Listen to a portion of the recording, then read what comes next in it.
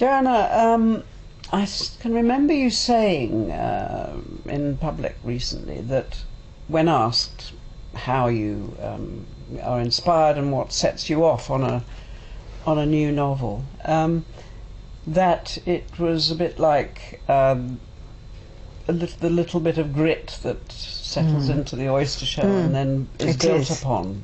It's a question of being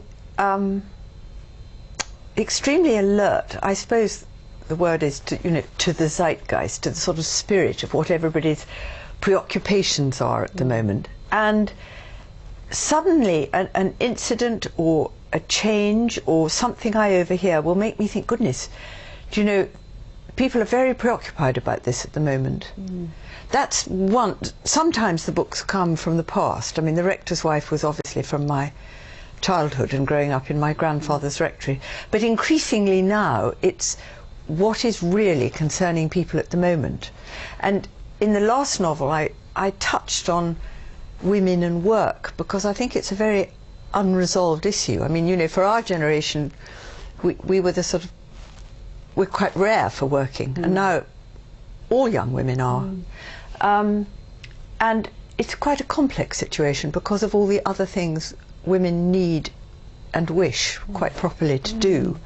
So there was this little bit of grit which was in the last book, and I touched on it, but I hadn't really explored it to my satisfaction. So this is another go at women and work. And while I was at it, at women's friendships, which seem so absolutely crucial, because friendships, you know, in the past, because families were huge and geographically more collected, friendships seemed to happen largely within the family, you know, devoted sisters. I mean, think of, you know, Jane and Cassandra Austen.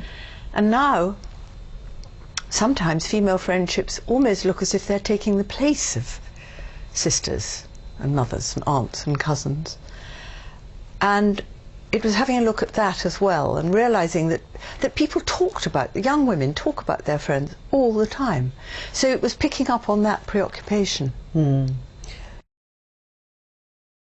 I do love in this book also that there is such a wonderful mix of generations, and I think that is another aspect of friendship. Yes, where, it is. You know, older and younger women particularly, although men too, mix and become close outside of the family, and it forms, in many cases, forms another kind of family. It is another kind of family, I'm sure it is.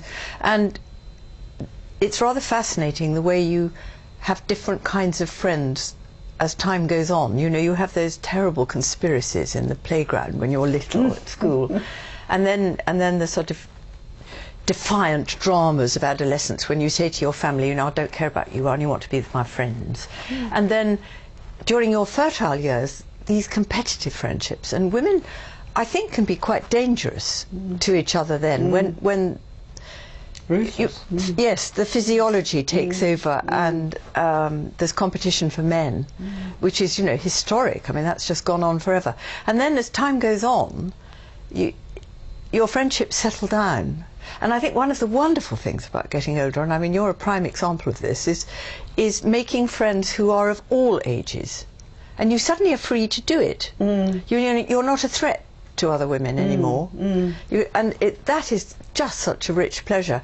And that's why I wanted to put people of different generations in this book, because the oldest person she's a retired NHS administrative professional, I suppose. She's in her early 70s, maybe, around 70. And the youngest is a disc jockey, or an aspirant disc jockey, who's 22. And they do form quite a bond, because there's really nothing, they can be free without any sort of shared areas of competition.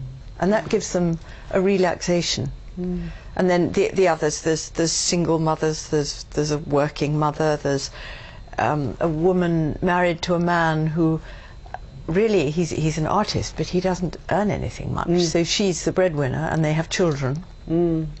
And all these strands are, at the beginning of the book anyhow, sustained by the sort of nest of this friendship, which is geographic. They all live in the same bit of West London.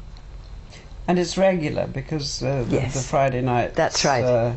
Get together, which is, yes. Because I think on the whole women are quite good at servicing friendships, you know, at keeping them going, because they do need it.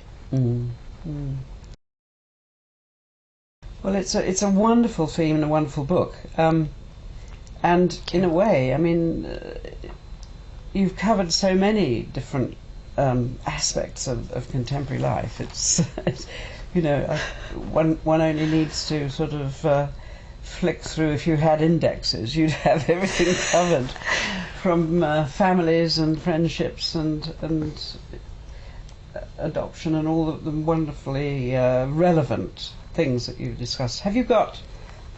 Do you know what might come next? Or Yes, I do. You do. Yeah, another modern preoccupation. Yes. You know, I always do. Yeah. And of course I don't in a way plan for these books to be quite as dense.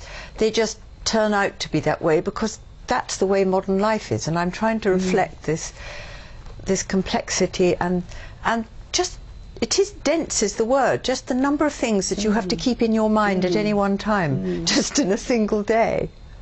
Well, life seems to me now to be so much more complicated, partly because there isn't the you know, the family unit in the sort of nuclear old-fashioned sense. You know, is dispersed. It is a diaspora in every family. And yet it's wonderfully, it's enriched in so many ways too, just as, you know, our society is by the by all the integration of so many different cultures. So it's, you know, there's an awful lot going on. There is, and you know, wherever there is this over density of things needing to be done and attended to, there is a concomitant sense of opportunity, and that's something I've tried to look at in this book, that you know, that old adage of never a door shuts but another closes, it really does work. It's extremely true, and for every price you have to pay for something, that something else, some other chance to make your life broader. Fortune favours the prepared mind. Yes, who said that? Don't know, but it's right, isn't it? I think we'll put that down to you. No, I wish I could claim for that. It's funny, I say terribly wise things in my dream. I'm aware that I've said something really, really, you know, some wonderful, memorable quote, and then it's gone. You know, isn't that sad? I never say them in real life. It is sad, and you're not awake enough to write it down. No. Write it on Louis. Well, I do keep a little pad for these occasions, Yes. but it's gone by the time I know, and actually, I sometimes have written pieces of journalism, you know, in a half awake thing, and I think to myself, God, this is it. This is wonderful. Brilliant. And in the morning, I review it with embarrassment. What do you think of this cover, Joanna? Well, I'm thrilled with this cover because it's a completely new look. You know, we've had tasteful art covers up to now, haven't we? And this is a kind of edgy, modern, narrative, photographic cover, and I love it. And I'm particularly keen, because of my new passion for football, about the little boy in his Chelsea strip. And there's a special Chelsea football here, you can see, which is blue and white. Very exciting.